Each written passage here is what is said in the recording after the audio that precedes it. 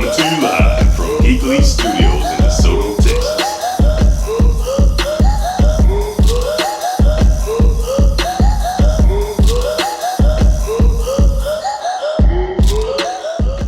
Coming to you live from Geekly Esports Studios in DeSoto, Texas.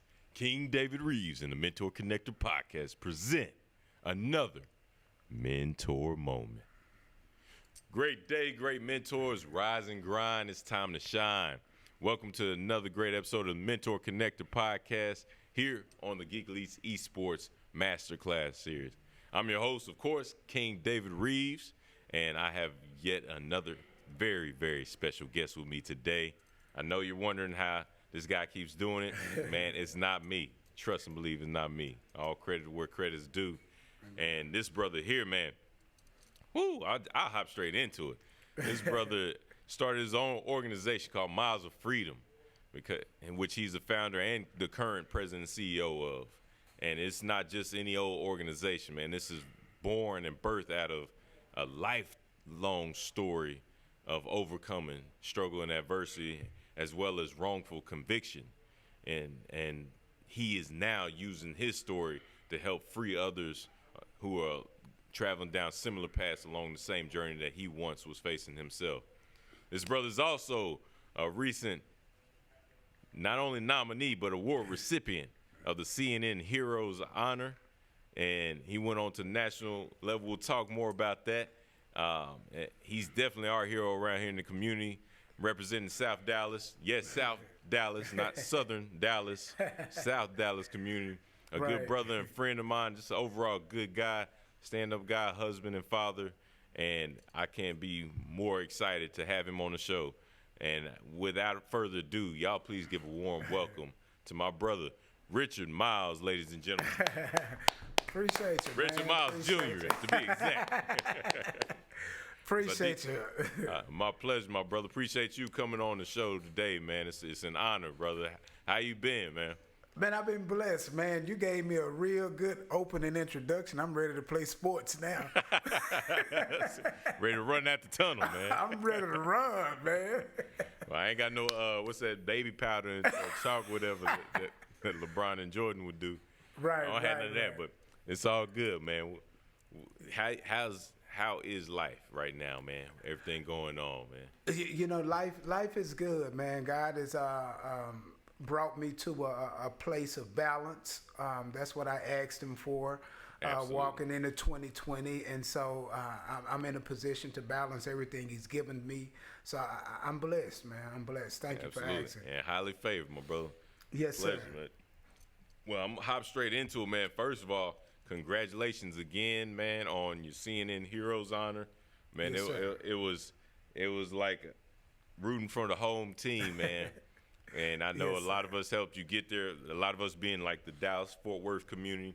Yes, we had a lot of support from here, and it was just amazing to see a brother that our community knows deserves it, especially South Dallas community. I know you deserve it. And one of your biggest trumpeters, my mentor, the real mentor that I call the GOAT mentor, Dr. Francois Booker Drew. Right.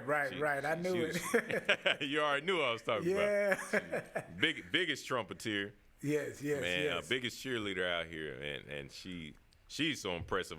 I'm definitely bringing her on, but she was highlighting you in a way that I was like, man, that's so beautiful, man, and you're so deserving of it, brother. Honestly, and you're so humble about it, but I do understand you've been through a lot that I can only imagine. And Yes, sir. I want to bring you here today to share your story so people understand the journey behind your story, the journey behind you being so successful today to just get to this point where you're getting the recognition as a CNN hero. Right. And it looks glorious. Yes, sir. But there's a whole lot that took to get you there. And Yes, so sir. want you to share that story with our audience today, and just start by how did you get nominated for CNN Hero? Right. So, man, you know, first and foremost, the CNN Experience Tribute was It was surreal, David. First and foremost, A lot I of think celebrities I saw, man, including yourself, man. yeah, well, I don't know about it. I mean, I was in the midst of the celebrities, but I think that God allows us to be appreciated, so we are encouraged about the fight that we are in. And so one of my board members, Trisha Bridges, she was introduced to me a couple of years ago. And she's been on our board about 5 years, and she was scrolling through the internet and she's seen the CNN opportunity to nominate a hero. Trisha. Right. Yeah. So she calls me and she say, Richard, I don't know if anything is going to happen, but I'm going to send this letter in. And she sent it in, David, and probably a couple of weeks later I get a call from Los Angeles, and wow. they're telling me that they want to interview me. They vetted the story. One thing, it was 18, I think, original highlighted stories, and out of the 18 came to 10.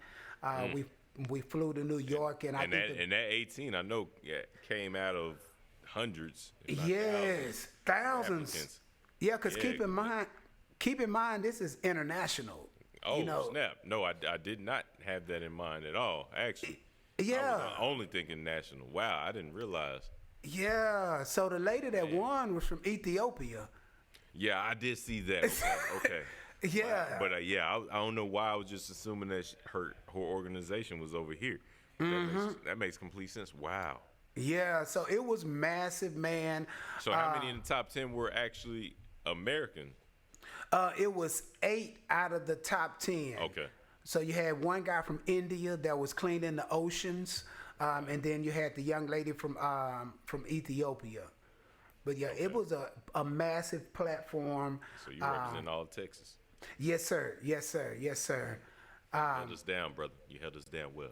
Well, I appreciate you, man. Thank you. And I think the best thing was when Miss Alfred Woodard came out, and just to show you how confirmation happens, we didn't know what either person was going to wear or who was going to introduce us. Oh man, so y'all didn't plan that because y'all were matched to the T almost. I'm not trying to get you in trouble. I don't want it wasn't planned, honey. It wasn't planned. It wasn't planned.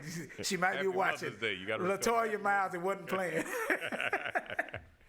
No, but it wasn't, Dave. It was. But when she came out, in my heart of heart, it was like God would say, "You're in the right space, not just the right place, but you're in the right space." Woo. That's powerful, brother. Yeah. So we just, we moved forward and captivated the opportunity, man. Yeah, man, and you did that well, man. Yes, sir. And I want you to know I did tell you congratulations out there on social media. I just wanted to be on record, man. But yes, sir. It was a celebrity moment, man. So I know you didn't have time to respond to all of them. Right, man. So I just want you to know. You might have read through it real quick, but it was a few thousand some odd. Man, I think I liked it, man. I think I pushed the like button. I appreciate the like, man. Anything a brother can get from a celebrity, man, makes me feel like I'm a little bit closer, just one step closer to the end goal, man. And now I know you mentioned in your, I want to start there with the CNN Hero honors because I know you're well deserving, and I want to get straight to it, man. I know there's even more still yet to come for you. Yes, sir. So grateful to God that you have a team that saw fit to nominate you for something that you're well worthy of. Yes, and sir. I'm sure that's led to more, hopefully more funding and resource opportunities because of that recognition. And I know it wasn't you just doing that, and that's why I don't want people to mistake. Yes, sir. This for your ego. It's like, nah, he's not just doing that so he can be out here winning and flashing awards runs. Like it wasn't his idea, first of all, but then there's there's also method to madness, because once you bring in those awards, then you bring more funding and opportunities and resources for the people that you're serving. So definitely want that to be clear for our audience, man. Yeah, and and to that point though, man, that's an important fact, because in the nonprofit space, until you build up that credibility and visibility and transparency, the work that's done in the community is gonna get overlooked. And Absolutely. so Every God time. just blessed us to be elevated, and we're just able to be good stewards of what's going on right now. Man, and you're definitely being a great steward, brother. And sir. I want to start there because I did hear in your story, transitioning to your upbringing. Yes, sir. You mentioned that at age 19, Richard Miles Jr. died when you were wrongfully convicted and facing, or I guess sentenced with 60 years. Right. I can't even fathom the thoughts going through your head. So I can imagine, because that's a powerful statement to say Richard Miles Jr. died and I became a number. Right. Because facing 60 years, you literally have to be thinking, well, dang, that's a wrap for me. It's a wrap. Yes, sir. And it's not even, I didn't even do it. Right. So I want to start there because I want to take the people on a journey as to see and explore who was Richard Miles Jr. before age 19. Yes, sir. And that's a good place to start. And so once again, David, man, thank you for this opportunity and just to advance the message of Miles of Freedom, because that's what it is. It's not my story. It's this organizational story. But story of so many. Yes, sir. So many.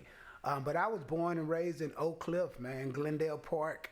Okay. Yeah. That's a little down the street, Highland Hills myself. I mean, right. Raised, but that's where I reside now.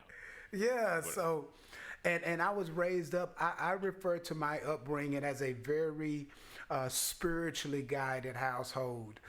We fellowship with a lot of different churches, and so being a non-denominational, my dad started ministering when I was very young, and so. Oh, wow. Yeah, I comically say I was in church about 30 days out of the week.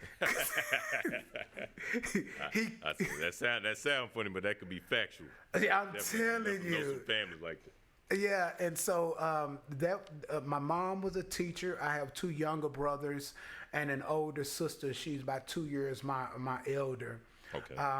And so growing up at Oak Cliff, went to Lisbon Elementary, eventually Longfellow Academy, and then Skyline High School. Oh, wow. Okay. You're Skyline Raider out here. Right? Yeah, I'm Skyline Raiders. Right now. Y'all have a strong alumni association, man. You got some powerhouses. So it sounds about right, man. You got some heavy-hitting alumni peers. Yes, sir. And just going to Skyline just really, opened me up, because this was when they had clusters and the vocational classes and all of that. And so it was that's right. Yeah, it was first magnet school. Yes. Or public magnet school in America, or one of them type. I know. I'm not sure. It's on the sign out front. I gotta go back. Yeah, I know when I went. Here. I know when I went there, they had everything from horticulture to aviation. Just taking up those classes. And so I studied plastics technology and eventually ended up graduating. Plastics technology? Yeah, so plastics technology was the study of plastics engineering and really understanding the difference in thermosets and thermoplastics, injection molding, and all of that stuff. So I was kind of like a plastic geek, I guess. But I eventually, I said, man, I did not see that coming, brother. And I think that's important, because you're saying you grew up in a church foundation, church home, like biblically raised household, two parents, and on top of that, you're in high school planning for your future in a career in plastics engineering. Right. Like, this sounds like the path of a successful young black man that is beating the stereotypes. Yes, sir. On every measure. Yes, sir. Especially to be raised with both your parents in the home. Right. I mean, my dad was he was a very disciplinarian type of man. And my mom really supported him. Some of the things I remember growing up was like my dad was a disabled veteran, and he used to scrap, and so we drive through the neighborhood. Shout out, Dad. I'm a 6% disabled Air Force veteran myself, my brother. Well, yes, sir. So thank you for your service. And honor, same to your dad. Yeah, and so his occupation was scrapping, and so we would in the summertime go looking for ice boxes and all of these types of things, and that's what my upbringing was. It was very homey and very family oriented. Yes, sir. And it's a hint of an entrepreneurial spirit as well, man. Yes, sir. Yes, sir. To that point, being that my dad used to scrap, we used to go through the neighborhood and pick cans and stuff and take them to the house. So I was a little entrepreneur. But at my senior year, man, I graduated. I was actually working at McDonald's, and I had been working at McDonald's for about 2 years on Leadbetter. And I eventually moved out of my mom's house. And, I'm thinking of McDonald's and Leadbetter. Okay. Yeah, no, I probably go to that McDonald's more often than I should. It just hit me, man. I'm trying to think of full circle. I don't think I was old enough to remember when you were working there, though. Oh, right. So the guy, and I would love to connect to him, and I hope he hear this podcast, but Roland Parrish was my boss. Yeah, and it was man. crazy. It was about 30 plus McDonald's now around here, man. Yeah, and so a lot of great work in the community too. Mm-hmm. And I went to school with his daughter at Skyline, but anyway, that's who I ended up working for. And I moved out in early May. Moved out, about a year right after I graduated. And May 15th, 1994. May 15th. That day sounds real familiar, man. What does that day mean to you, man? That's exactly a week before my birthday, man. Yeah, it's and I think it's next week, Friday. Yeah, man. So you got me in a compromising position right here. Yeah, man. And then we're a few days after Cinco de Mayo is my anniversary for the trouble I got into, man. Yes. And I can only imagine, like my record just being expunged in October. Right. I can only imagine the struggle that you had to go through. Yes, sir. Because mine was just jail. Right. It was real prison, and it wasn't. You weren't guilty. Right. Yes, sir. So take us on that journey, man. This May 15th. So the day before May 15th, May 14th, I had woke up, man, and I stayed in North Dallas. I had eventually moved to North Dallas by Love Field Airport, and I was staying with a friend on Crest Haven. And so early that morning, May 15th, he drove me from Crest Haven in North Dallas to Robin Oaks Apartments. Okay. And so I had a girl, her name was Betty. She stayed in Robin Oaks Apartments, and that's where you messed up, brother. Man, Betty. I know. It's always a Betty or a Betsy. Boy. Yeah. It gets you every time. Every time. And so my friend drove me from from North Dallas to Oak Cliff. I spent the day over at Betty's house, and I had a good friend named Ernest. He stayed in the back of Robin Oaks. And Ernest stayed with his mom. So it's late, David. It's probably about 12:30. I remember because Flavor TV used to come on. Oh, yeah. It was only... I'm throwing a throwback here. Yeah, man. Let them know your age, my brother. Let them know you. Yeah. So we watching Flavor TV. Flavor TV goes off. So it's probably about 1 o'clock. It came on around that time. Yep. And the buses, and the buses had stopped running. And so I asked my friend Ernest to drive me from Oak Cliff back to home to North Dallas. Now Ernest's girlfriend stayed right around the corner from me on Bluffview.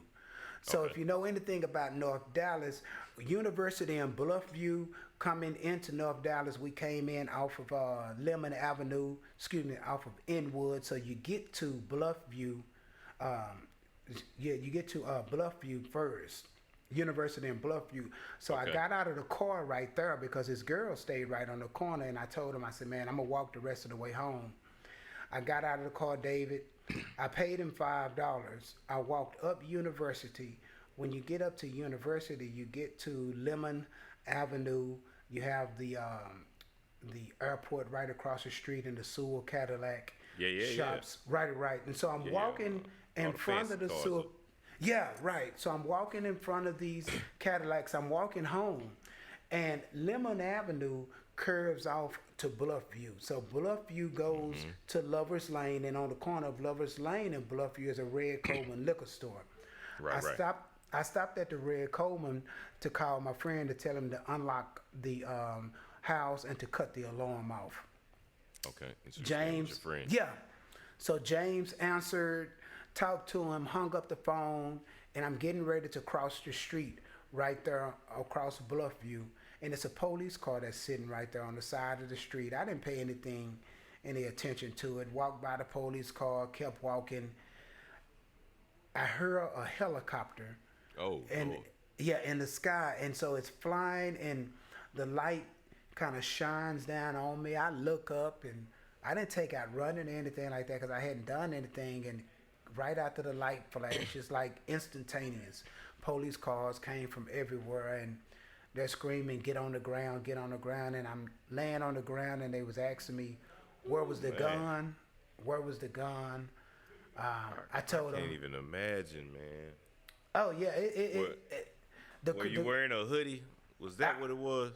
I was not wearing a hoodie. I had on a white muscle shirt, and I had on some blue pants with a black hat. Okay, it was a muscle shirt then. Okay. It was a muscle shirt. They got you. Yes. Damn. So we got to be careful with all our articles of clothing. Yeah, hoodies, muscle shirts, masks when you go in the store. I'm just saying. Yeah. We can't just be COVID cautious. Even though we're ready right here, we got the proper ingredients to protect ourselves. You know, we ready. However, they look at us a little different when we walk into the store with a mask on. Right. As a black man. Yes, sir. Keeping it real. Yeah, so that's just my experience, and that's just me speaking personally. But I can't. So they read me my Miranda rights. What was going through your head, brother? I'm still stuck on this helicopter just swooping down, putting a spotlight on you, and it's like, wait, hold up, what would you? And then to hear the siren, like, 19. Right, 19. So we're gonna put all of this in context. Yeah, 19. please. You walking home, you haven't done nothing, and they're not telling me that I'm arrested for murder and attempted murder. They're just arresting me and putting me in a car and reading me my Miranda rights. So I don't really know what's going on. I'm telling the police officer that has me in the car, I'm like, hey man, my friend right around the corner. He just dropped me off. I just got out of his car, man. We can go around there and talk to him. He was like, you can ask. Yeah. And so he was like, well, we're going to take you downtown. When you get downtown, you'll talk to the detective, et cetera, et cetera. The biggest mistake that the Dallas Police Department did, and I know this now in retrospect, the biggest mistake was they took me to the crime scene instead of taking me straight to the homicide place, because when they took me to this crime scene, it was 4 or 5 miles from where I was walking. A shooting happened at a Texaco by Bachman Lake. And it was a club years ago. It was called New York, New York. And my case is public record, and so the club was going on, and the people went across the street to the Texaco, and that's where these 2 young men were fatally wounded by a person that ran up on their car. When the police picked me up, they took me to this Texaco, not knowing that one of the witnesses, it was 10 witnesses that seen this shooting. 9 of them said I was not the suspect. One person said I was. Wow. And the one person that said I was the only witness that was behind the Texaco. So he saw me in custody. Wow. And then they took him to homicide and showed him the photographic lineup. and he picked my picture out. Not because he saw me to do shooting, not because of anything. He picked me out. Recognized you because you were in custody. Right. So when they took me to the Texaco, they took me out of the police car to do a gunshot residue test on me. And to keep in mind, I still don't know why I'm arrested. And I don't even know what they're putting on my hands. I just know now I'm in handcuffs and they're putting some stuff on my hands and I'm looking at the back of a Texaco with police lights. Wow. The next thing I know, I'm at Capers downtown. And so that's why I say I died May 15th, 1994, because the plastics engineer that was pursuing an opportunity at TSTC in Waco, those opportunities died that night by every stretch of the word. And so a recreation had to begin, you know. But that point of death was a long time. And what do you mean by a long time? Because I'm just envisioning all the young brothers who share the same story, and myself, the times I've seen that red blue light, and thoughts that go through your head, or even just when they're going to pull you over, man, and you don't, and you see them in the rearview mirror, and you just, you know you didn't do anything wrong, but you still have your heart's racing. You start sweating unnecessarily and don't know why you're nervous, but you know why, but you don't understand why. And then I got on my truck now. I make sure I have my disabled Air Force veterans license plate. I make sure I have my Jesus fish. I make sure I have my Texas A&M emblem on there. I make sure that they know I'm Omega Psi Phi.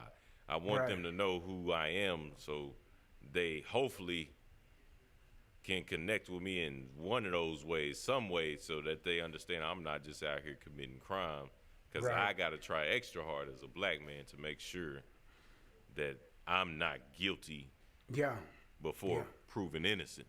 Yeah, I mean, you know, the reality is, you know, there's a long death process because, to your point, we have to run higher, run faster, jump higher. Yes, sir. Just to be sometimes looked at in a normal manner. Yeah. You know, so we gotta do 10 times as much to get half the credit. Right. And so the aspect of really dying and why that takes so long is because when those handcuffs go on you, slowly but surely you realize that your freedom is no longer. It's going off of you. It's gone, and that has to process. Ooh. The process of the idea that I have nothing else to choose. Everything else will be chosen for me. I don't have the resources to grow as a person because I'm in a vacuum environment that's only giving me what I need to grow with. And so they're giving what they want you to grow with. Right. And slowly you die to who you were, to who the system allows you to be. Yeah, man. And that's a process. It's the institutionalized process. It's the institutionalized process in which a person goes through that's innocent or guilty. Because of the setup of the prison system, things die off, and it's a slow death. Yeah, man. And so then I can imagine your thoughts going through that. And I know, thinking fast forwarding to the future, you got miles of freedom birthed out of that. I can imagine part of that name coming from the fact that it's been such a long journey to get from what was stripped from you and who you used to be and who you died to to what you were institutionalized to be, to even being exonerated, and now I'm free, but I'm only free physically. Right. And so there's still miles I have yet left to go to truly be free. Yes, and there's so many hurdles that you had to overcome. Yeah. I can only imagine to whether it's getting employment, whether it's getting back readjusted, and to where it's getting shaken off the institutionalization. Right. to where it's readjusting the family. Think about all the things you missed out on. Right. The fact that you probably didn't have cell phone before you went in, and now you come out and you can call people, you can look at them on, and I wasn't even thinking that was possible around the time that you went in. Now I just bought my beeper. Just had a beeper, man. I had just bought my beeper. You Yeah. thought you came up when you had the beeper. Oh, somebody just paid me. I'm going go get that payphone. And then you walk around and don't even see payphones in use. Right. And those kind of things, and that's the fast forward, but I still want to bring it back to where you were, mentality, because I really want to take this journey for all those. We have a lot of youth watching in our audience, but we also have a lot of millennials and the generation before. A lot of people's parents on here as well. So we have broad networking for the parents to share with their kids, but then for the kids to hear this, and especially being here at Geek Lease, we have a lot of gamers in our audience. Yes, sir. And around that age range, like 16 to 24, where a lot of our young minority boys especially get locked up.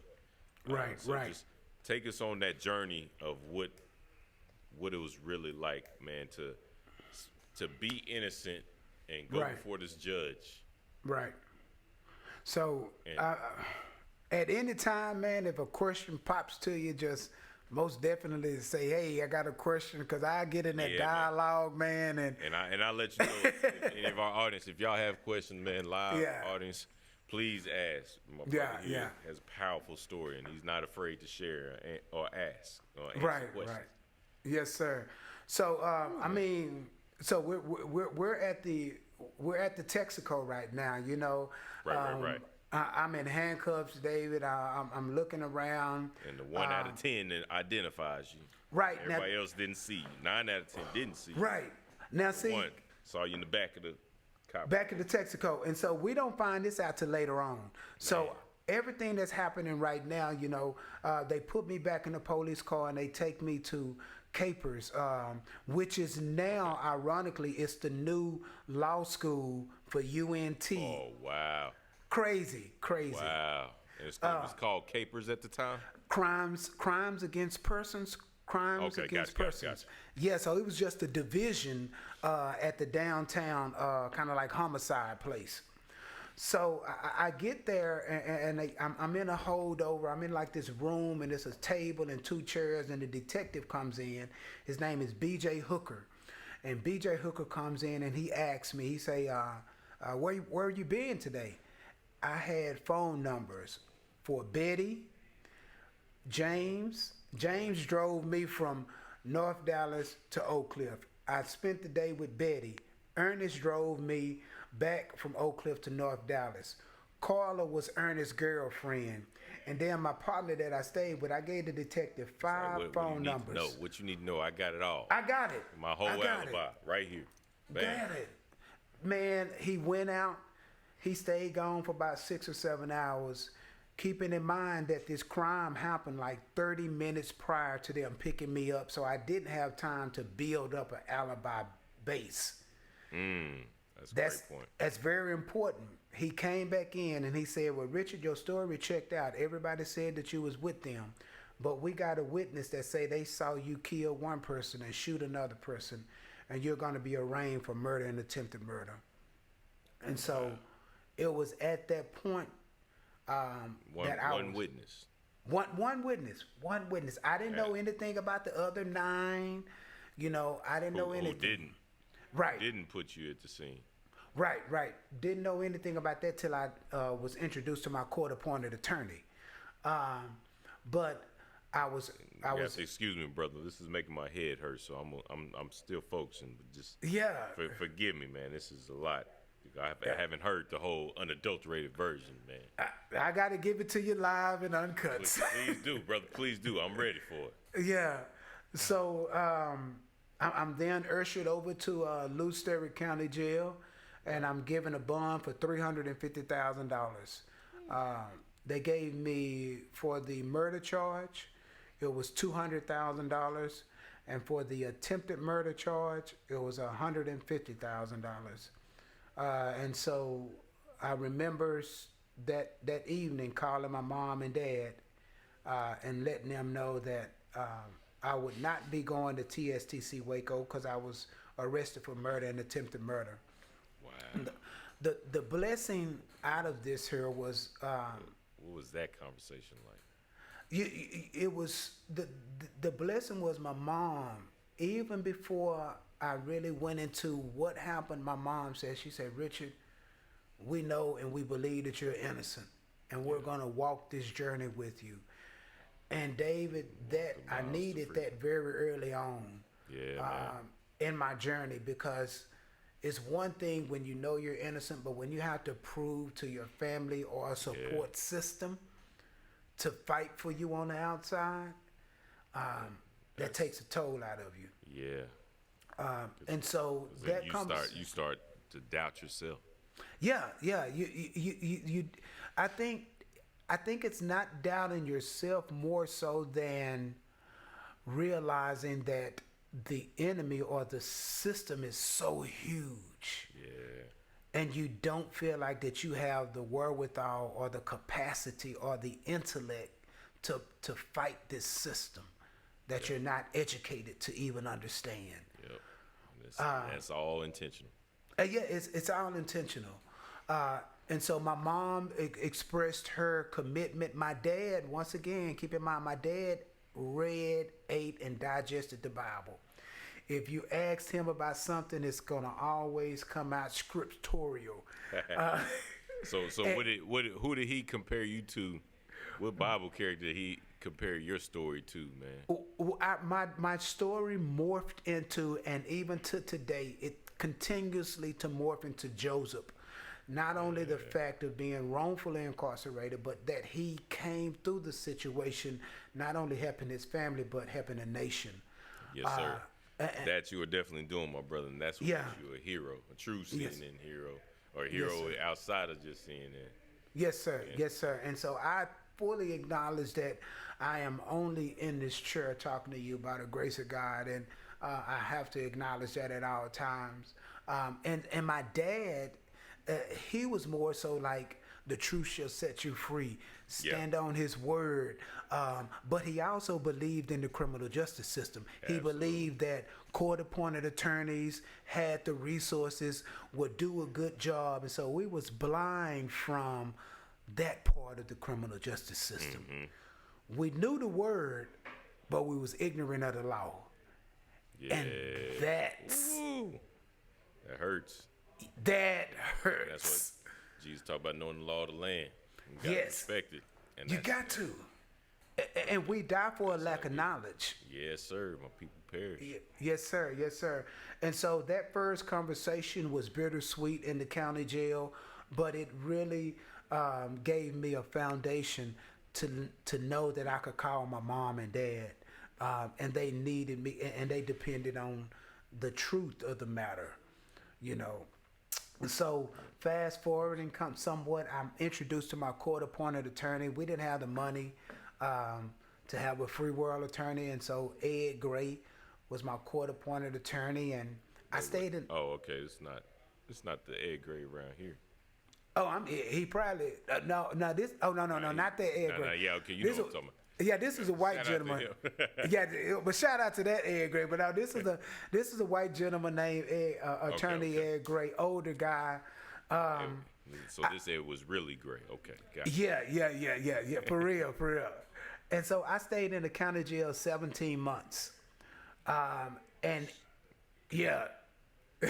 17 just waiting months. On you, like just for the trial process. Waiting on the trial, you know. So it's Lou Sterrick County Jail. And what happened during this time frame was my evidence is being turned over to my attorney. And this is what they had. They had 10 witnesses. All of them saw this guy kill one person and shoot another person. The description of the shooter was 6'2", 6'4", real dark complected, had on a white shirt and shorts. Right. Wow. I should have never been picked up just off of that. Hey, how tall are you, my brother? Just so for those who can't see your height on camera. I'm 5'11" now, so 20-something years ago, I was probably about 5'8". I wasn't 6'1", 6'2", and I wasn't real dark complected. So the fingerprints at the scene of the crime, it wasn't mine. There was never a gun found. The guy that was shot and survived testified that I did not look like the shooter. Wow. Their best friend was talking to, their best friend was talking to them in a car and saw the guy come up. She testified that she saw the shooter, but she could not identify me as the person. The one person that pointed me out said that he saw me do the shooting, and he actually, and truth to give him credit, I believe he really saw what happened. Because his story is he saw the shooting, he jumps in his car because a getaway car comes and picks up this guy. Mm-hmm. He jumps in his car, follows the shooter. The car goes all the way to Lemon and University and drops the shooter off right there. The shooter runs into the houses over there. The guy, chances, man. Now the guy that's following the car makes a U-turn, sees the shooter, goes back to the Texaco, and then tells the police, I saw the guy about 5 miles over. He got out of the car. What the Innocent Project proved was that person was gone, because the time frame for you to see this guy get out, go back to the Texaco, tell the police, the dispatch goes out. Now they're gone. He been gone. He ain't trying to stay outside. He been gone. So he testified against me, and then there was a gunshot residue test. So that's what they was doing on my hands when I was taken out of the police car. Okay. The gunshot residue test came back positive in the palm of my right hand, but negative anywhere else. Positive in the palm of my right hand, negative anywhere else. First of all, I'm left-handed. Second of all, trying to make it fit. Because all of the witnesses said they saw the shooter shoot with his right hand. So ironically, the gunshot residue test comes back in my right hand. But as my lawyer tried to argue, when you shoot a weapon, it's going to come on the tops, not in your palm. So now we're talking about cross-contamination of either the handcuffs in the palm of my hand, or when they did the gunshot residue test, the swab went across the handcuffs and contaminated the test. But the lady testified on the stand that my palm was positive for gunshot residue. Wow. So after 7 days of jury trial, 9 witnesses saying I didn't, all of my alibis came to testify. No gun was found. Fingerprints at the scene of the crime wasn't mine. The physical description did not fit me. One person said I did, and a gunshot residue test coming back in the palm of my right hand yielded me 40 years for murder and 60 years for attempted murder. 40 years for murder and 20 years, for the attempted murder, which gave me a total of 60 years in TDC. And my jury trial actually, what was that like, hearing that sentence, man? Yeah, the craziest thing about my trial, David, was when the prosecutor tried to explain to the jurors why I was not dark-skinned. Because keep in mind, all of the witnesses were saying that I was too light to be the shooter. The prosecutor said, we understand that there is some discrepancy with the skin complexion of Mr. Miles. However, keep in mind, he was in the county jail for 17 months with no sun, and his skin tone has lightened up quite a bit. Are you kidding me? No. This was his defense to prove that. I hope y'all listening, man. Yeah, I'm serious. And that's what his legal defense was. The reason why I wasn't as dark as all the witnesses were saying. So he used to regularly tan. Yeah, Ladies and gentlemen, he used to have a tanning bed. yeah, And so since he's been locked up, he didn't have a chance to go to the suntan, what do they call them things, some spa. yeah, yeah. And so everything was argumentative in my case, and they could not get around. This guy is too short, and he's not dark enough. But anyway, the trial was crazy, man. The worst part about the time was the fact that you have to sign for the time. I expressed my innocence from the point of me being arrested to the point of the jurors. Jurors, keep in mind, because I feel like everybody has a hand in a wrongful conviction when we're not educated enough.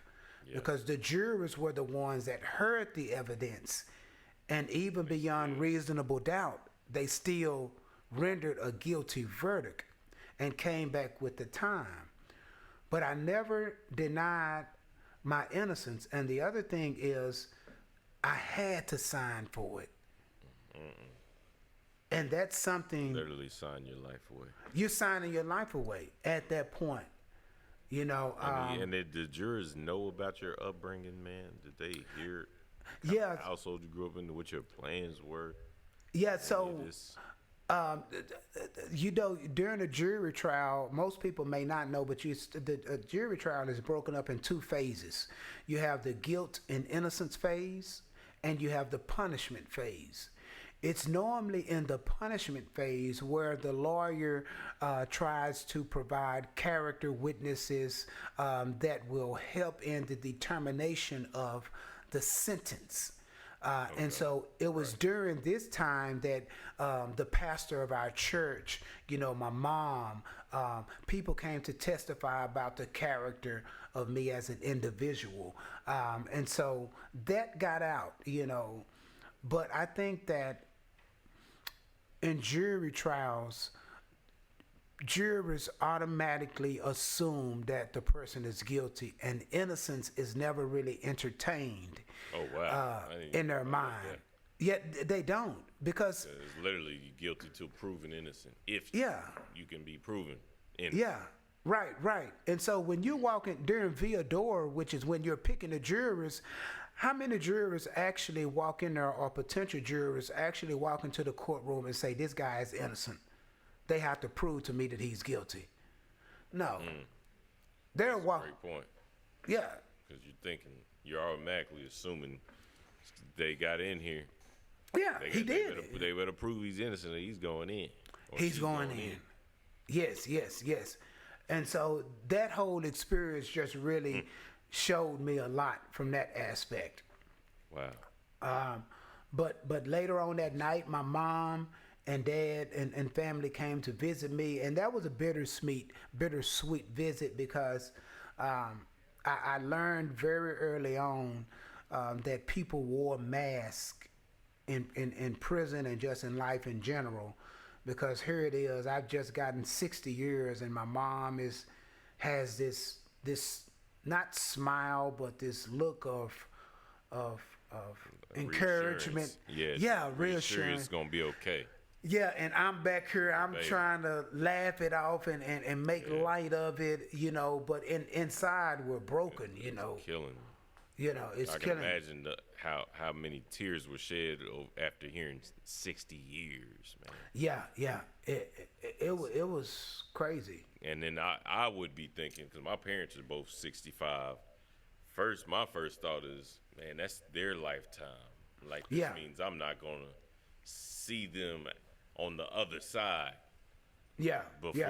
Before I see their casket, if I'm allowed to even go to their funeral. And for me, you know, same thing. And what happens when a person gets time, the minute they said 60 years, I knew, David, that I would have to spend at least 20 years in prison.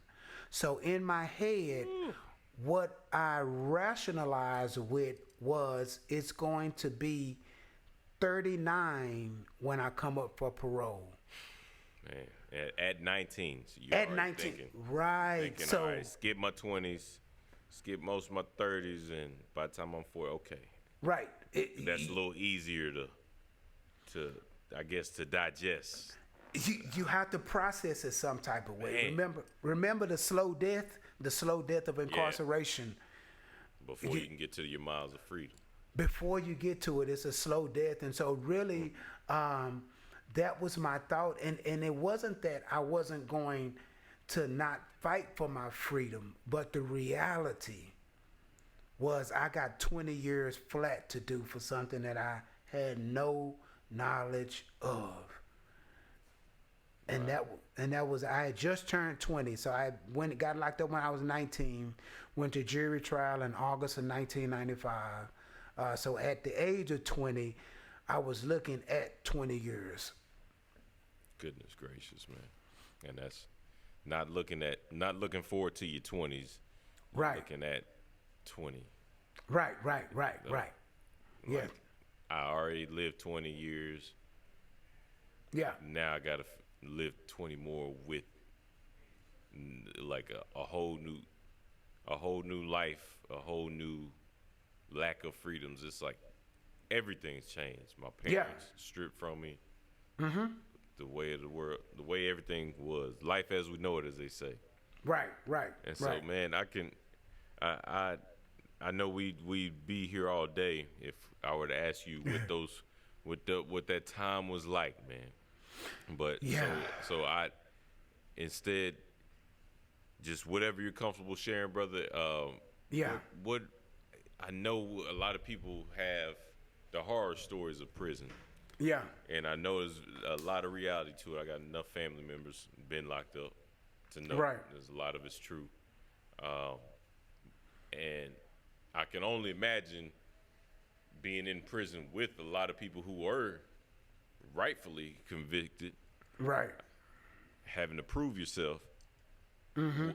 So on one hand, what was it like being an innocent man locked up in prison with the big boys? You weren't in no little jail. You weren't in no little punk butt institution. Like you went with I'm guessing you did hard time.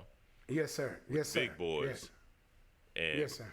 15 years. What are some of those highlights? Yeah. Of along your journey? What were some of the best lessons you learned, but also some of the, let's say, worst moments, or you could say scariest moments that you witnessed while you were in there as well? Yeah. So I can only start with the reality of my name or how I would be referred to would be by a number. Yeah. So Richard Miles Jr. died. Richard and Ray your number. And 72 87 16 what was the commodity that existed. And I say that because the reality of prison is slavery. The first job that I had in prison was working in the fields. So I did all of my time on Cofield Unit. Cofield Unit is the biggest prison in Texas. Okay, I was about to say that's very familiar sounding.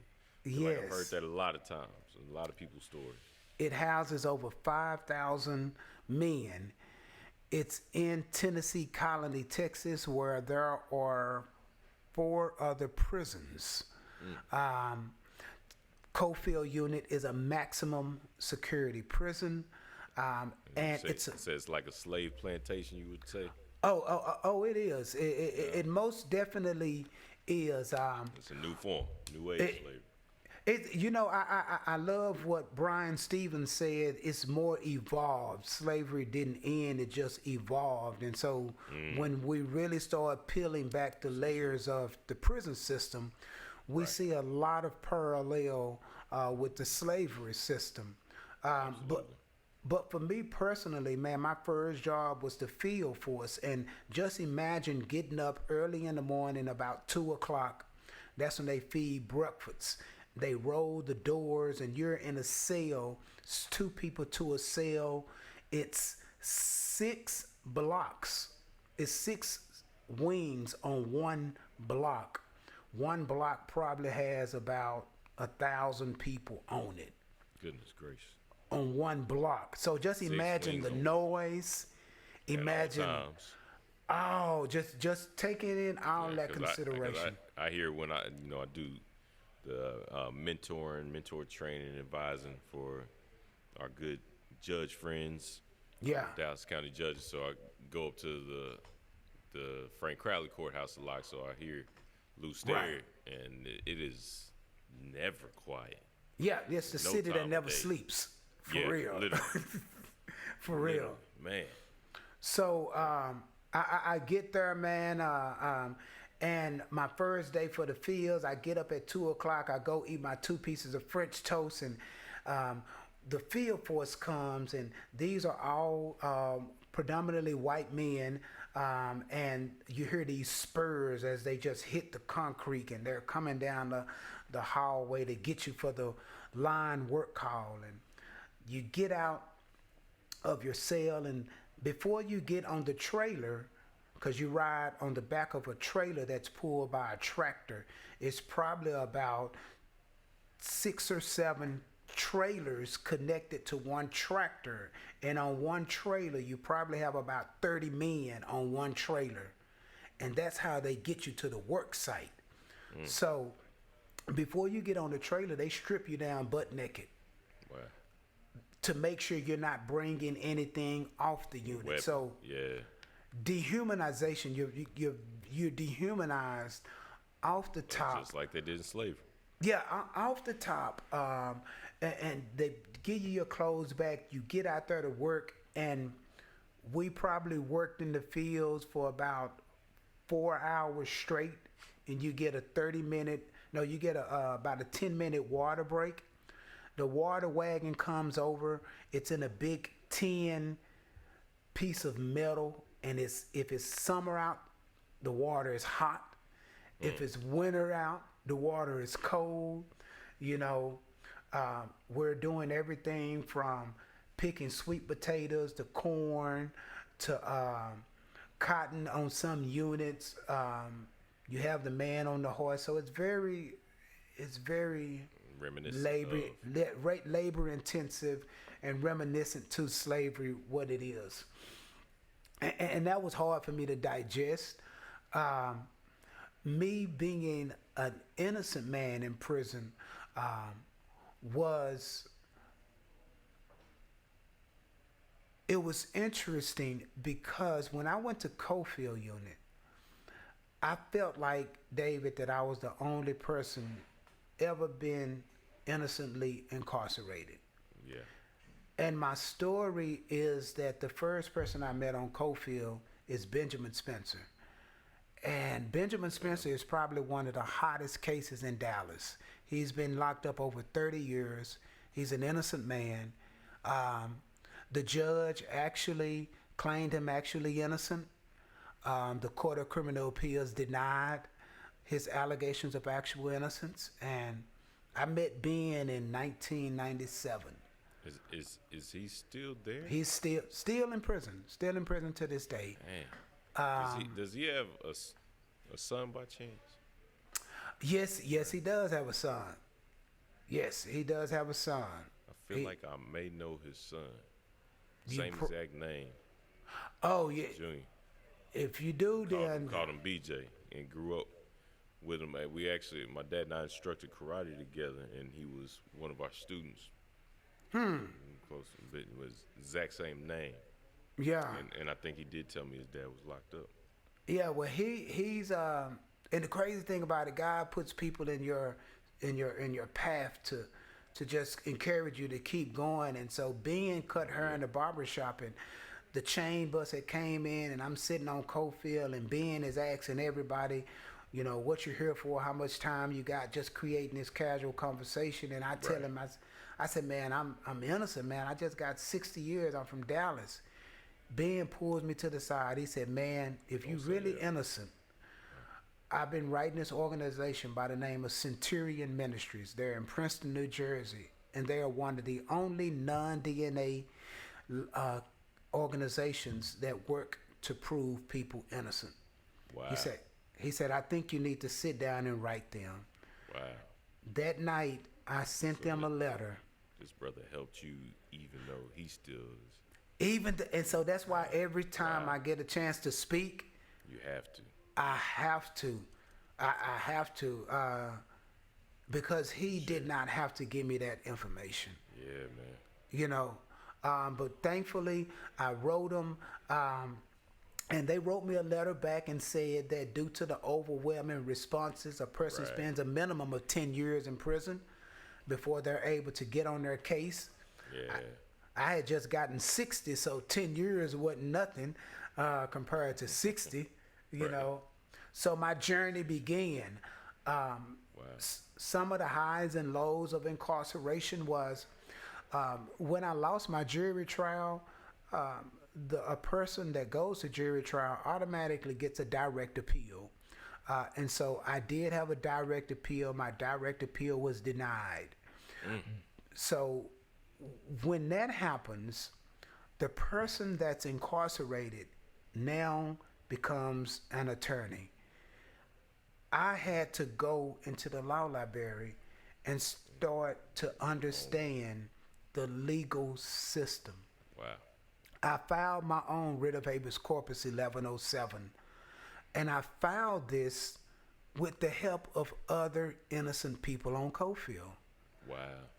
The second innocent person I met on Cofield was a guy named Ricky Wyatt. Ricky Wyatt did over 30 years in prison, and he taught me how to shepherdize cases. He taught me about the Strickland versus Washington standard for testing ineffective assistance of counsel, the Brady versus Maryland exculpatory case law.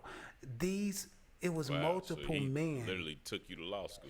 Yeah, he took me to law school in order for me to prove my innocence. And so it was me and probably about, on Cofield Unit, David, it was probably about 10 people that was all innocent. And all of them pretty much have gotten out, except for Ben. Ben is one of them that's still there. But I learned to literally study to show myself approved. Yeah. I had to. Wow. So that was your journey to exoneration then, basically. It started with that, but it was clearly a long process. Yes. Because you at least had to wait a decade to have your case even taken seriously or taken in priority, because I'm sure there's so many cases of wrongful conviction, or at least people applying for that. Right. And you know what I like to tell people, and I like to challenge the public. When you meet, a lot of people say, well, everybody in prison say that they're innocent, or everybody in jail says that they're innocent. My challenge to people is this here. What do you tell them? My challenge is this here. In jail, everybody will say that they are innocent. In prison, with the big boys, after you've gotten your time and been to jury trial, if you find somebody in prison that's saying that they're innocent and they're trying to get back into the court system, 9 times out of 10, they're serious. The only people that fight in prison legally are writ writers, people that got too much time, or innocent people. Yeah. You know, at the end of the day. Makes complete sense. You know what I'm saying? And then at the same time, because I from my understanding of prison, it's the opposite of the work world out here when it comes to resume. Like your resume is about how much violent or violent crimes you committed. Like how long is your rap sheet? Yeah. Like how much work did you put in? Like all the negative is what gets you respect on the inside. So it's like you're not gonna come in trying to claim innocence, because it's gonna make you look weaker and be a target. Is that correct? Because I gotten that from just researching, watching different things. documentaries and movies. So I will say that the nature, the nature of the prison life. Very early on, I was tested from a physical standpoint with a fight, and the fights in prison, contrary to popular beliefs, there is a very high level of respect amongst people that are incarcerated together, because you don't have a lot, and the level of respect is so thick that you just have to walk in it and respect it. And if you fall out of that level of respect, then you will be dealt with. Right. So you don't mess with another person's stuff. You don't talk too loud at night when it's rack time. It's certain things that you do that's hidden codes. The full time that I did in prison, 15 years, I probably had about 17 fights, and I probably lost 16 of them. I think I won my last fight. So I'm tired of it. Like, yeah. But the reality, the truth be told, prison has a lot of broken men. Yeah. And so there is a level of aggression that's being fed, and that's their kind of like meal ticket, for lack of better words. Yeah. But for the majority, because it's really not about whether you win or lose the fight, but the fact that you fought. And that's the first fight. First fight I had, I lost. This man hit me so hard, he knocked me out and woke me up at the same time. Oh, snap! Yeah, man, did you just do that? But it's so, to your point, the life in prison. What I do now, I hope that people see that what I do now shows that I met a lot of good men in prison. Yeah. You know what I'm saying? Because you're carrying a story. You're telling their story. Right. Can't be heard. And 1,000 per block, that's a lot of stories. Right. Largest in Texas, that's a lot of stories, man. A lot of wrongful ones, I'm sure, as well. Yes. And so one of the weakest points or hardest points for me, and this goes back to, so my dad being a bishop, he was a bishop, and he started me doing a Bible study. And so I actually started serving the men incarcerated while I was incarcerated. Yeah. And they would send me the Sunday school books, and we would get together in the day room and go over the Sunday school lesson, and they would mail back the lessons to the church. And I was wondering why I used to get like $50 on my books. All of a sudden I started getting $25 because my mom them sending them money to make sure that they have the stamps and stuff to write the church. And so we started this prison ministry called Words from My Cell. And that's what the prison ministry was. Wow. You know what who that's reminiscent of, right? Who that? Nelson Mandela, man. Ah, wow. Yes. Because he actually come out and work for Education is Freedom. Right. He was part of the reason they named it that, because he was saying how the warden used to get on to him. He's so upset. He's like, man, you can't be up in here like having school on the inside and teaching them all these things. Like you're trying to free them. Yeah. Through education. Like, we don't need all that in here. Right. But he stayed true to it, and he had a Bible study going as well. So, yes, shout sir. out, man. You our own Nelson Mandela, ladies and gentlemen. Man, you're doing good work, brother. It's an honor to even be mentioned in the same sentence with the Honorable Nelson Mandela. But that's what my dad did, and so when I when I first got locked up, I had dreams of my dad dying, Wow. and this was a reoccurring dream. And out of all the people that passed while I was incarcerated, from friends to my grandmom, when my dad passed at an interesting time. He passed 6 months before I got out. Wow. And if a person was to read my case, so my case made the law books. Ex parte Richard Miles is the case citing for a person that's been wrongfully incarcerated with no DNA and no confession. You can use my case to vindicate or fight for your. Wow. Yeah, it's a case citing. And when you read it, my dad, the Court of Criminal Appeals, gives a lot of reference to my dad because we had to show due diligence while I was incarcerated. And what my dad did was he went and purchased my police records when I was filing my writ of habeas corpus 1107 through a Freedom of Information Act. And that showed the courts that we were trying to do something. Due diligence. The due diligence. So in May of 2009, my dad fight with cancer really kind of took its toll.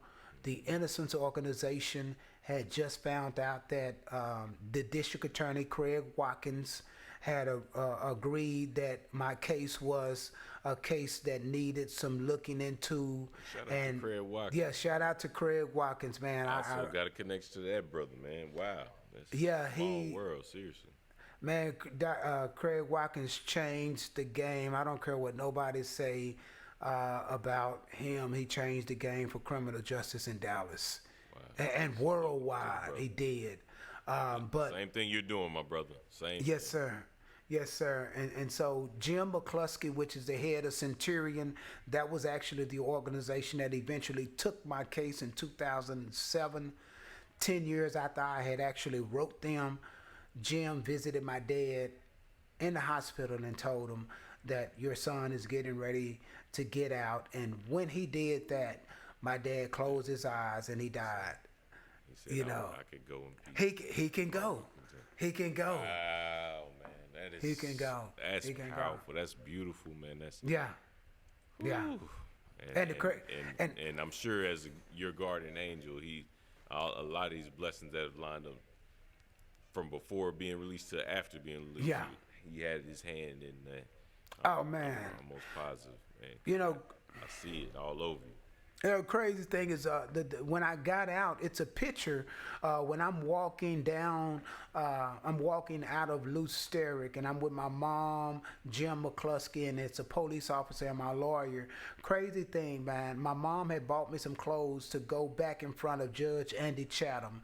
That was the judge that actually released me. And they lost my clothes. Somebody had lost my clothes, and the head of the Innocence Organization, Jim, told my mom to bring an extra set of clothes. Mm-hmm. And so she did. David, the clothes that she brought was my dad's clothes. And so even though he wasn't physically able to be there, I walked out with my dad on me and in me.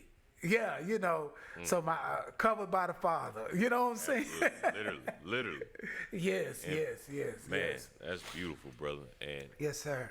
And on that beautiful note, man, I want to, before transition to the future thing, I want to wrap this up because I definitely want to respect your time. But just a few more questions. I definitely want to hear what one of your worst moments was. Because I know a lot of people have that fear of prison.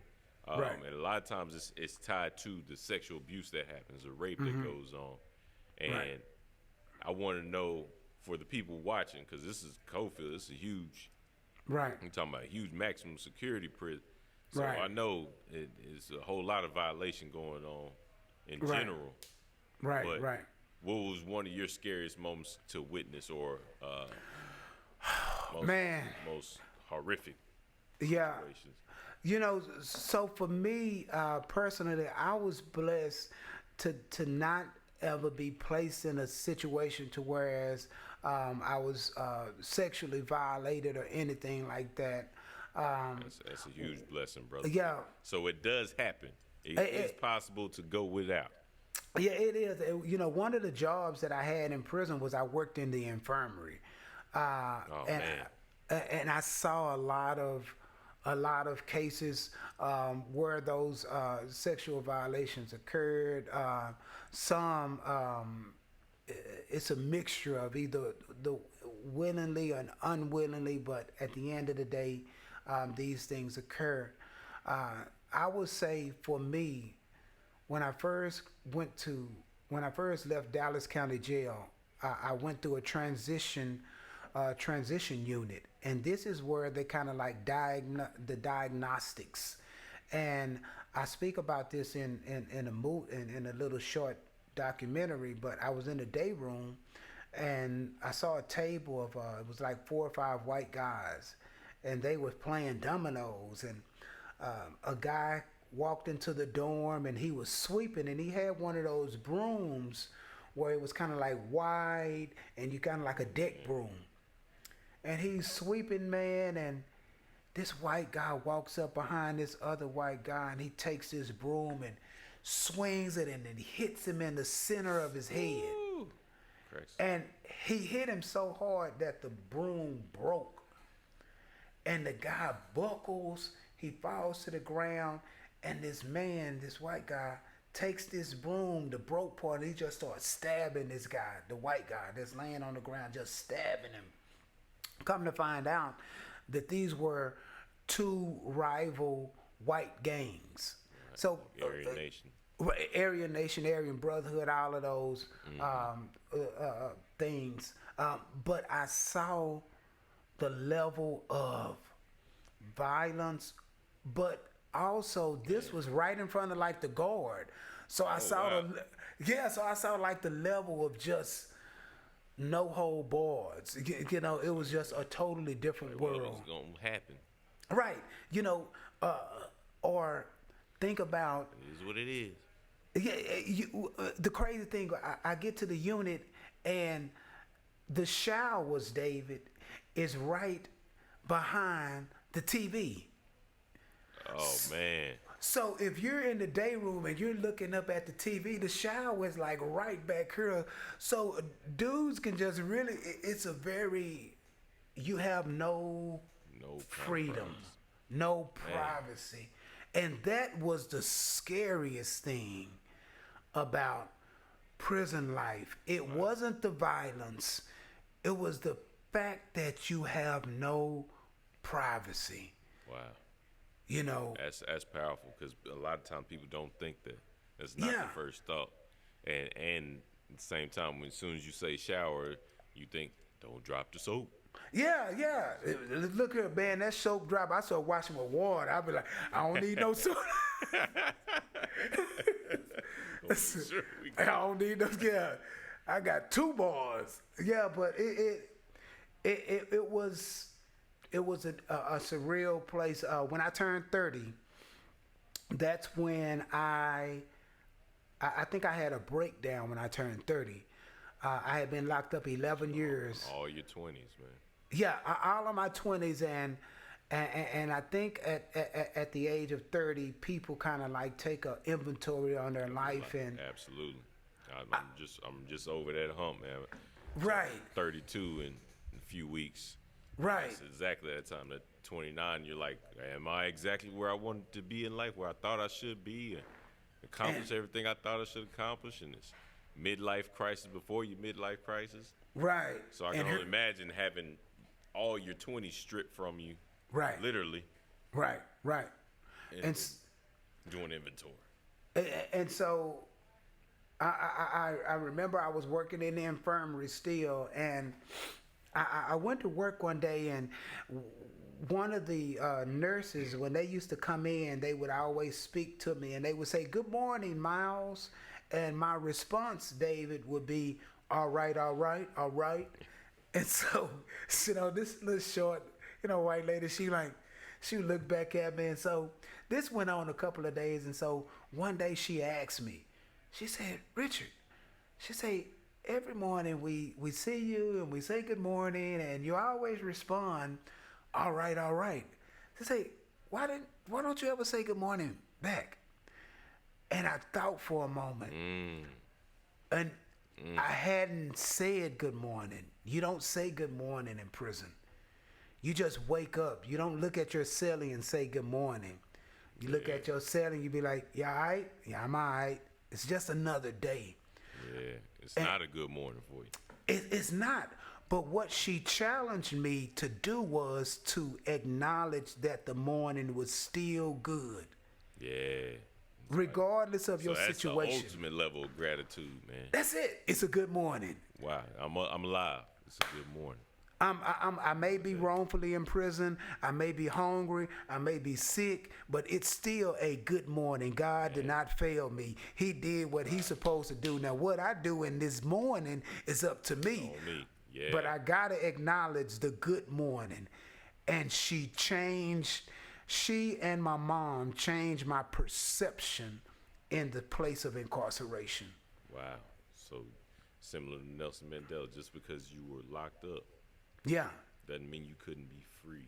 Yeah, right. Because gratitude is the most powerful weapon against negativity, against self-imprisonment. And that's why Oprah says she practices gratitude daily in her gratitude journal. Right? 3 to 5 things every day, at the end of the day, that you're grateful that happened today. And it changes your entire mindset, it renews and transforms your mindset, literally. And ever since I've started doing that, man, you realize how much you have to be grateful for, and you stop complaining about a whole lot of things that are really insignificant, man. Right. You realize you really can't, you really don't, you start feeling guilty if you complain. And right. I can only imagine the level you have to be on mentally, physically, spiritually to be grateful though you're still in bondage. Right. So that's powerful, brother. That's a powerful lesson in and of itself. Man. Yes, sir. And about 2 years after that, on lockdown, the mail lady came by and she asked for my TDC number. I gave her, and she pushes this large box in the cell, and it was from Centurion Ministries. They had purchased all of my transcripts and my police records, and they wanted me to start reading all of these paper transcripts because they believed in my innocence. We had dialogue for 10 years. So it was like right at that breaking point, you Literally. know. Yeah. You know, the Bible says he wants throw in towel. He say he can only use a broken and a contrite heart. You know what I'm saying? So you have to break it first before you could get to your breakthrough. Yeah, you got to. You know, so I'm sitting in my cell, David, and I'm reading through these transcripts and I'm revisiting the trial, and I get the police records, and keep in mind my dad had already mailed them to me, but it really wasn't nothing major in those documents.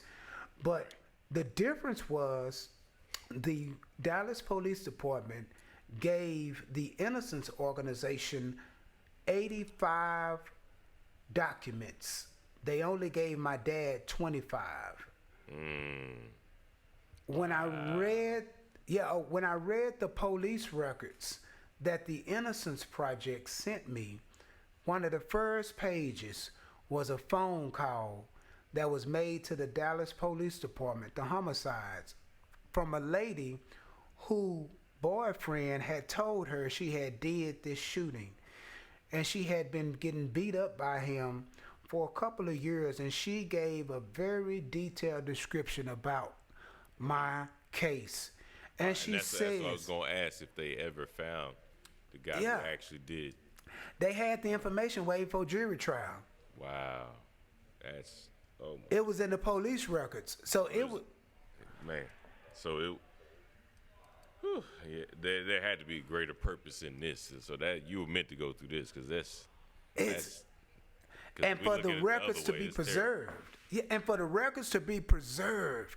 Yeah.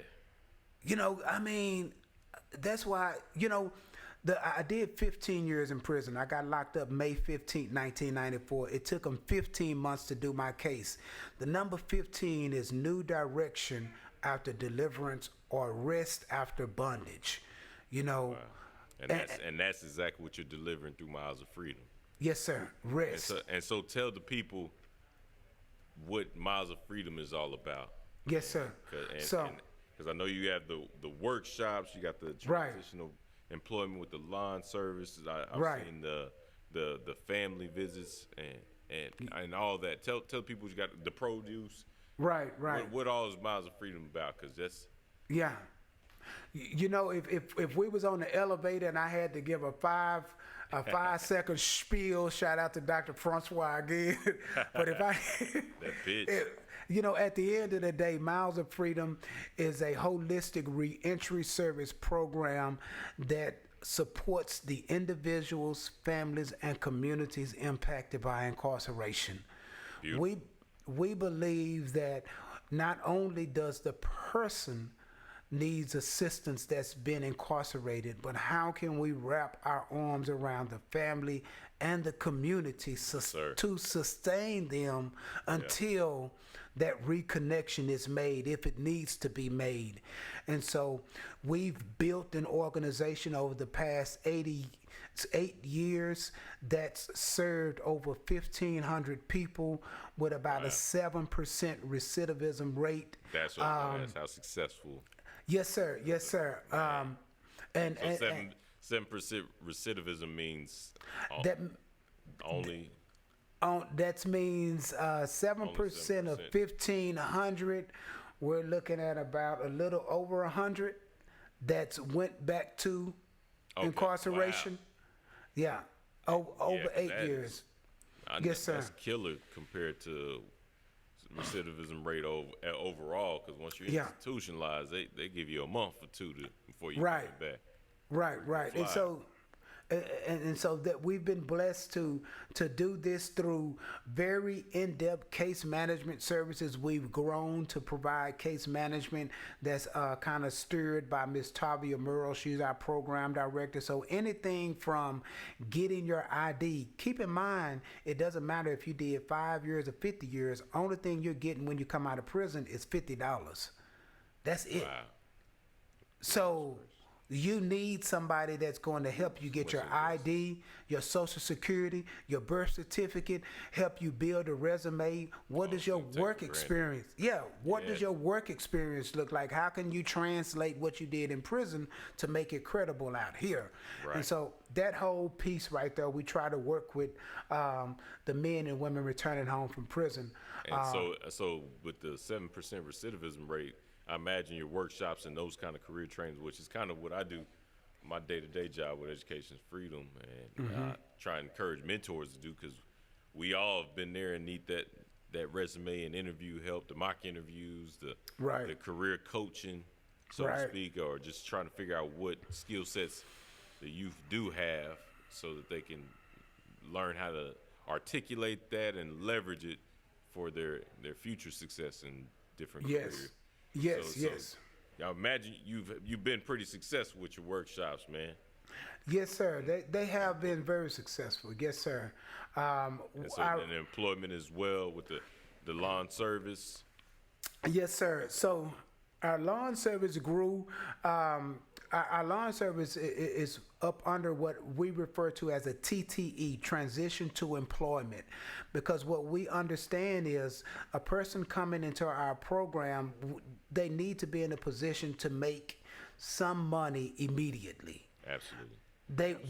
We may not be ready to refer them to an employer because we don't know them ourselves, but how can we build a program to whereas they can work and get compensated? And we can start giving them work ethics and all of that. And so our lawn service, what we found, background issues, I'm sure it takes a little longer to get them and find employment. And what we found with our lawn service is we're looking at about a 1 to 2% recidivism rate, because we're able to automatically put them in a position of resources. Yes. They got a job. Fulfillment. Yeah. They're bringing something home to the table. Yep. So you feel like a man, a human. Yeah. Woman. And so that's what. And the lawn service is also a revenue stream for the organization. So it puts us in a position to not to be solely dependent on grants, but to be this engine that we're looking to be. Absolutely. And is there a way that people can hire your lawn service as well? Yes, sir. Yes, sir. So we do residential and commercial lawn contracts. Thankfully, the South Dallas community, man, we're doing all of Martin. We do the Martin Luther King Strip, the Grand Strip. Nice. We're cleaning alleys up. So It's a lot of grass, boy. I know, man. Look, have grass, we'll cover. I just got to give a shout out to you. I mean, so like, City Square has been a big lawn contributor. Park South YMCA. Yeah. We used to do the Minyards parking City lot. Square, that's where Jaree Bradley's at, right?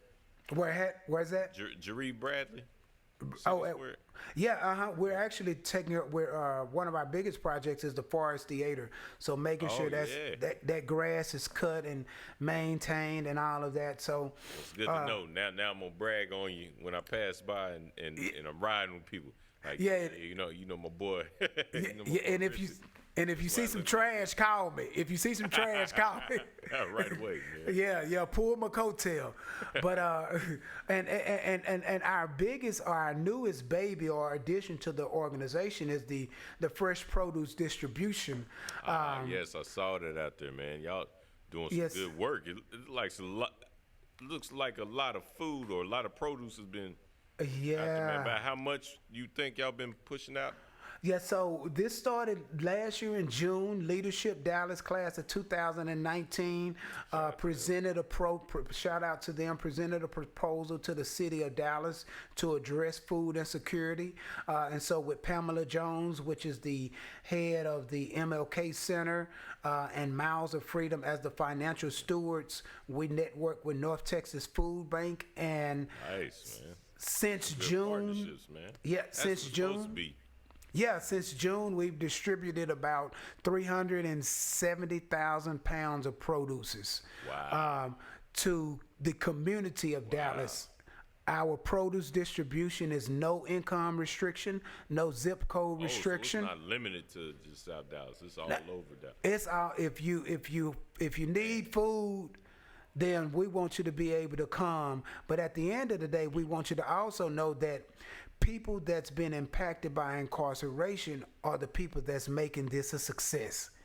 Yeah, and that's truly important to changing mindsets. Change your mindset. Man, that's powerful. On both those who have been formerly incarcerated and the ones who it's possible. Yeah. It's possible. Success is possible. Man. That's good. And that's what you're doing. You're a torchbearer for that. So we appreciate your service, brother. Yes, sir. Yes, sir. I know you involved the families visiting. Yes. Those who are still incarcerated. How important is the family aspect in all of this, man? That's key, So you asked about what was one of my hardest times. Really understanding that when my dad had cancer, I really saw him pass away over time. My dad made sure my mom and dad made sure my mom visited me. He drove her down there. For me, visitation was a behavior modifier. I'm going to stay out of trouble because I know my mom is going to come down here. It was this connection. It allowed me to look past the bars, to keep in contact. And so for the organization. Like I heard your mom gave you that advice. Don't look at the bars. Yeah, don't look at the bars, look at the sky. Yes, sir. And that sounds like it truly helped you to look beyond. Yeah. I mean, because I was literally looking out of my cell, looking at the bars, looking at the barbed wire, and that became a distraction. Sometimes your reality becomes a distraction, and your spirituality is your main attraction, or should be the main attraction. That's good. You know, good. I'm just gonna drop you a couple of nuggets. Yeah, Just man. I appreciate the jewels, man. There's a lot of jewelry right here you dropping. Yes, sir. Yes, sir. But use that. Yes, sir. And so my reality became a distraction. And so my mom allowed me to look past that. But our shuttle service allows family members to stay in contact with their loved ones while they are incarcerated. We've seen people get married through that Beautiful. Constant connection. The kids grow up. You know, it's just an awesome experience. And I saw you light up saying that, man. Yeah, I know family is very important to you, and I want to congratulate you personally on your own family, man. Yes, sir. And how's that been readjusting to be able to even create your own family, man? And you, what is two beautiful girls? Yes, I have two beautiful young daughters, and I have one beautiful wife. Yeah. You know. And happy Mother's Day to your wife, man. Yes. Thank you, and extend it to your wife as well. Happy Mother's Day in advance to her. You know, my married life to me has been my anchor. Yeah. Yes, sir. Absolutely. Same here. Yeah, it's made me complete in this journey. My wife, I met her a little bit right when I was getting exonerated, and I felt like that was a very important space because honestly, keep in mind when I went to prison, I was 19. When I got out, I was 34, so I was handicapped. Yeah, I didn't know anything about society, and I needed somebody to trust. And so I was blessed to meet my wife, and we've learned to grow together. And yes, sir, because if you don't, you grow apart. Right, we grow apart, and so I honestly understand that if we can understand the dynamics of a marriage on earth, then we can have a great relationship with God in heaven, because that is the essential piece of that marriage right there. And so it's very important to be committed to that wife or that husband. Yeah. Yes, sir. And my daughters, they're the love of my life, you know. Your girl dad like myself, man. Yeah, I am. Shout out Kobe for making that popular. Right. That's why I started having to work out and stuff. I'm trying to keep up with them, man. Absolutely, and keeping up with who gonna be trying to keep up with them. Yeah. Be right on their tail. Right. Yes, sir. Yes, sir. That's beautiful, yes, sir. Man. I'm glad to hear so many great things are happening for you in your life, man, and because you're doing so many great things for others, brother, and your story is just one of a powerful testimony of not allowing circumstances that were beyond your control to defeat you. Yes, but sir. To allow it to rehabilitate you and bounce back and use it to help others do the same, because you could have easily given up. You could have easily tapped out or committed suicide. Yes, sir. Gone to depression selfishly, but you stayed determined. Yes, sir. Focused on looking beyond the bars, like your mom said. Yes, sir. Into yes, the sir. opportunities that were in front of you, and now you created this beautiful organization, Miles of Freedom, to help others do the same, man, and experience that love and joy that really we're all called to do in serving others, and that is what truly makes you a hero. So CNN got it right. Yeah, you are a CNN hero, and yes, sir. Hero actually means in the Latin form, it's actually similar to the word sergeant. I learned that in the military. Mm-hmm. But they both mean servant. Right, servant leader. Servant leader. So that's yes, exactly sir. what you are. And, yes, sir. And the beauty in that is that you are not just fulfilling a role in a job sense. You're fulfilling the work and calling of your life. So you're turning a horrible tragedy, a horrible mistreatment, a horrible injustice into something so positive and shining light onto so many who are still fighting the system and this wrongful incarceration system that just some of these aspects of your story just it honestly gave me a headache So I because it's just so horrific. Yes, sir. And then to even think about the brother who helped you get out, still being in there, Benjamin Spencer, and I'm pretty certain we're talking about the same person because I know his son, grew up with him, and I saw the impact of him not having his dad around. Yeah, It would have caused him, but to hear that his dad helped you makes me feel at least some kind of sense of a victory for him. Yes.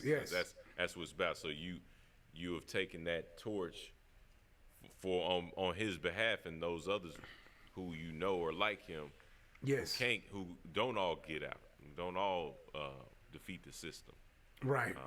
So thank you for your service, brother, and I'm truly honored to have you on today, and truly honored to be a friend and brother of yours. And please let me know however we can help support you, and how can the people reach out to you if they want to get involved with anything you're doing? How can they find you and plug into your organization? So most definitely, you can visit us at milesoffreedom.org. It's www.milesoffreedom.org.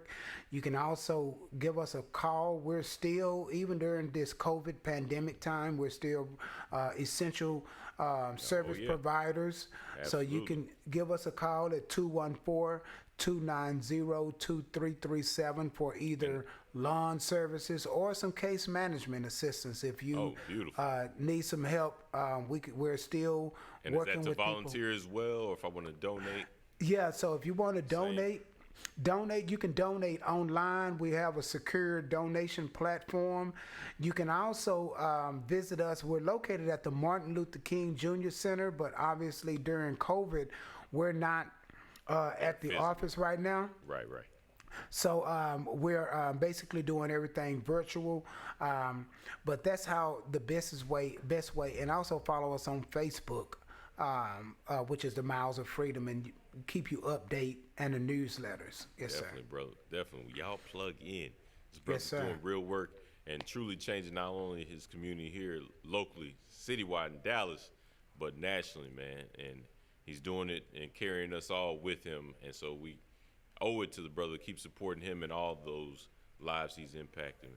Yes, sir. Bonus round, real quick, man. All right. So, since we're here at Geek Leaks Esports Studios, man, a lot of gamers are around us, man. We've had a lot of professional gamers come out of Geek Leaks as well and working on more.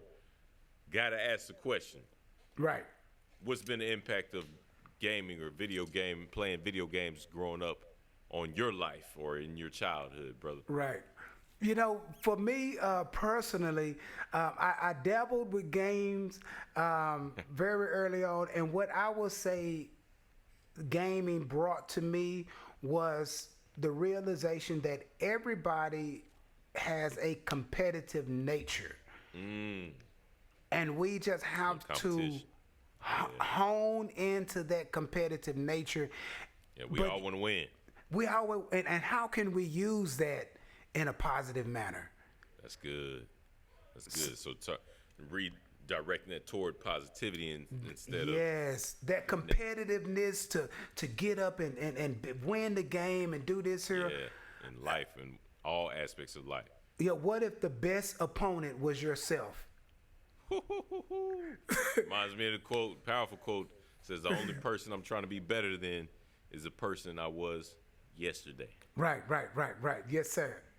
Yes. That's good, man. That's good, brother. So did you have a favorite game? You know what? I'm throwback, man. I'm still with Street Fighter. All right now. See, and surprisingly, though, Street Fighter is still one of the most popular games out here in this new age. Yeah, man. You'd be surprised. I'm going to have to introduce you to some of these gamers out here, man, and on the production team, and Danny Martin himself. You let you know, man. Now, I didn't think it was still kicking, pun intended, out here, but Street Fighter is still big. Combat as well. Crazy. So, and last question, since we're on the MentorConnector podcast, who was one of those mentors, or who were some of those mentors that played a role in you becoming the man you are today, the successful brother you are today? Yes, sir. So I've talked about my mom and dad and family. Benjamin, it is one other person that I can never close out an interview without acknowledging, and that's Miss Joyce Ann Brown. All right now. Miss Joyce Ann Brown was my biggest advocate when I was in prison. She was the one that actually called Jim McCluskey and told him to look into my case. Wow.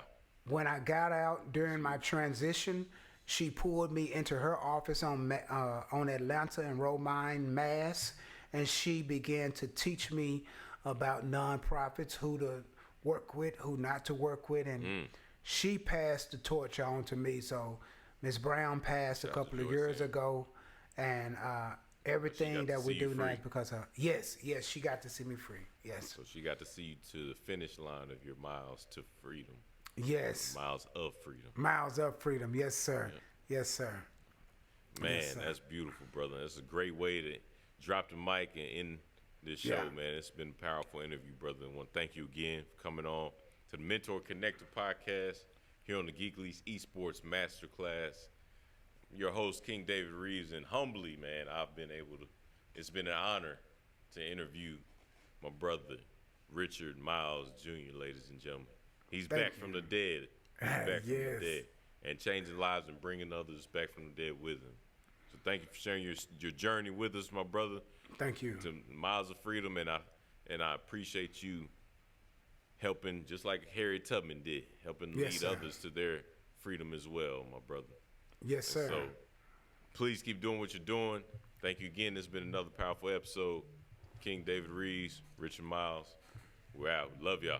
See you later. All right. Coming to you live from Geek League Studios in DeSoto,